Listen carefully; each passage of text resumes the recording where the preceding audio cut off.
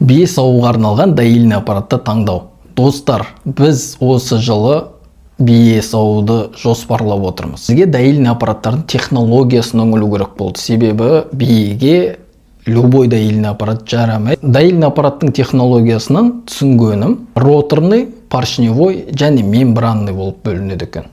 Ең арзаны мембранный, орташа бағада поршневой, ең қымбаты роторный. Ал бізге негізі менің түсінгенім роторный керек. Себебі поршневойдың минустары ол қатты шулайды екен. Онымен қоса ол вакуумды бір қалыпты бермейді екен, ырғақпен беріп отырады.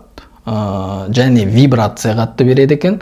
Сондықтан бие тез шаршауы мүмкін. Ал мембранный деген менің түсінгенім онда мембрана арқылы вакуум жасалады. Ол ең арзан түрі, ең жеңіл түрі, және де ол көп малды саууға жарамайды. Роторный ол меласти түріктің және тамам. Ветаптекаға хабарласып көрдік, онда бізге бір аты жоқ доильный аппаратты айтты, бағасы 140 мыңнан басталады.